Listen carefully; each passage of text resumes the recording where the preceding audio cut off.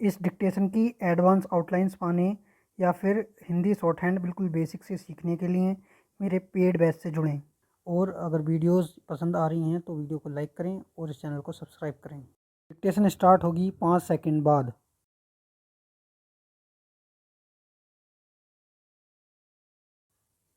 Start. उपसभापति जी, भारत ने अगली पीढ़ी के लिए हमारे इतिहास के निर्माण के लिए पहला कदम उठा लिया है।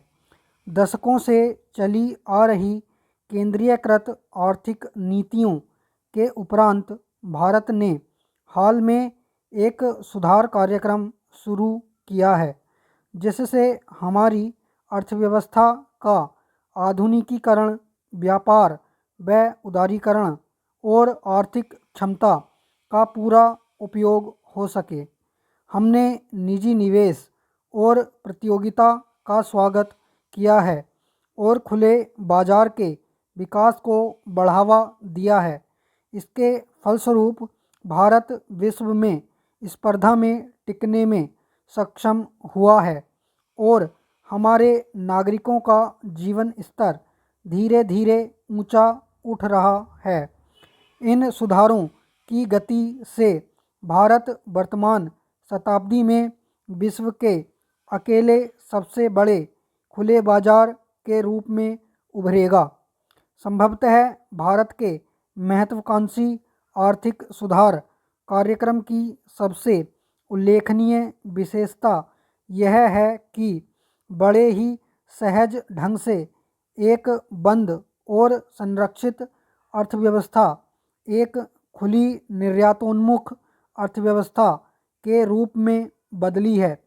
3 वर्षों की अल्प अवधि में दूरगामी परिवर्तन किए गए हैं। इसके साथ ही सामाजिक व्यवस्था पर पड़ने वाले गंभीर परिणामों के निराकरण के लिए तत्काल कारगर कदम उठाए गए हैं। इन कदमों तथा आमतौर पर भारत की विभिन्न राजनैतिक विचारधाराओं की सहमति के फलस्वरूप इस सुधार प्रक्रिया को अपनी एक विशिष्ट गति मिली है। भारत में हो रहे इन परिवर्तनों का भारत अमेरिकी आर्थिक संबंधों पर काफ़ी प्रभाव पड़ा है और इनसे दोनों देशों को लाभ हुआ है। नए आर्थिक संबंध बनाने के क्षेत्र में अमेरिकी फर्में अग्रणी रही हैं।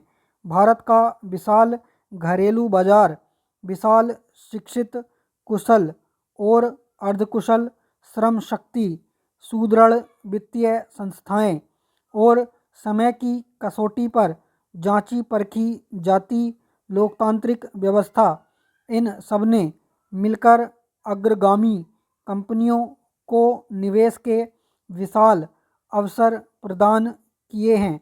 वर्तमान शताब्दी के लिए अपने इतिहास की रचना करते समय हमें विभिन्न देशों के साथ और अधिक व्यापार की ओर ध्यान देना होगा। पिछली आधी शताब्दी की एक दुर्भाग्यपूर्ण घटना दुनिया में विनाशकारी आयुधों का निर्माण है। नाभिकीय आयुधों के प्रसार के कठिन और जटिल प्रश्न पर प्रभावकारी ढंग से तभी विचार किया जा सकता है जब उनकी विश्वव्यापी संहार क्षमता पर विचार करें और इसी तरह इनके विश्वव्यापी समाधान भी खोजें। प्रत्येक राष्ट्र, चाहे बड़ा हो या छोटा, संप्रभुता संपन्न होता है। उपसभापति जी, मुझे इस बात पर दृढ़ विश्वास है कि विश्व को विनाशकारी आयुधों से मुक्त कराने का मार्ग एक ऐसी विश्वव्यापी व्यवस्था के निर्माण में निहित है जो सुरक्षा के रूप में समानता एवं निष्पक्षता के सार्वभौम सिद्धांतों पर आधारित हो। वर्तमान शताब्दी में विश्व के राष्ट्र इसका जो समाधान अपनाएंगे वही आने वाली शताब्दी में विश्व की नियति को निर्धारित करेगा। नाभिकीय आयुधों के परीक्षणों पर प्रतिबंध लगाने और नाभिकीय आयुधों के काम आने वाली विखंडनीय सामग्री के उत्पादन पर रोक लगाने के लिए अंतर्राष्ट्रीय सहमति प्राप्त करने की दिशा में प्रगति हुई है। इस अंतर्राष्ट्रीय सहमति के लिए भारत और अमेरिका ने मिलकर काम किया है। इन उपलब्धियों को ठोस रूप देने के लिए विनाभिकीकरण की दिशा में और अधिक सार्थक कदम उठाए जाने चाहिए तथा आज अंतर्राष्ट्रीय परिस्थितियों में ऐसा संभव है। हमें बहुत कुछ और करना है। हमारा उद्देश्य है नाभिकीय आयुधों से मुक्त विश्व।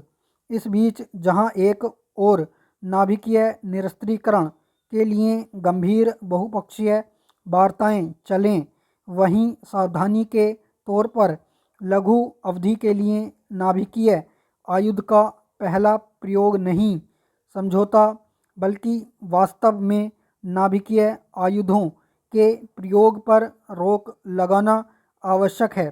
सार्वभौम विधि और संविधान की भावना के अनुरूप इन राज्यों का संघ चिरस्थायी है। सभी राष्ट्रों के मूलभूत कानून में भले ही यह व्यक्त न की गई हो, चिरस्थायित्व निहित है।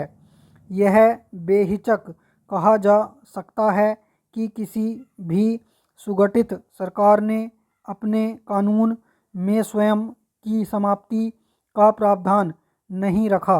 भौतिक रूप से हम अलग नहीं हो सकते। हम अपने विभिन्न अंगों को अलग नहीं कर सकते, न ही उनके बीच एक अलंघ्य दीवार खड़ी कर सकते हैं।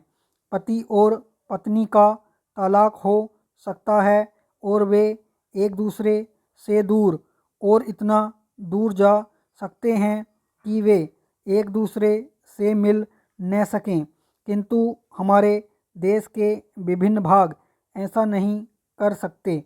उन्हें तो आमने सामने ही रहना होगा और उनमें आपसी आदान प्रदान चलता ही रहेगा, चाहे वह सौहार्दपूर्ण भाव से हो या विरोधी भाव से। यह राष्ट्रों का उत्तरदायित्व है कि वे वर्ण, धर्म अथवा जाति का ध्यान किए बिना कानून के अंतर्गत अपने सभी नागरिकों के जीवन और स्वतंत्रता की रक्षा करें, जैसे आप अमेरिका के इस महान लोकतंत्र में करते हैं। हम भी अपने यहाँ व्यावहारिक रूप में भारत में दृढ़ प्रतिज्ञ हैं। स्टॉप।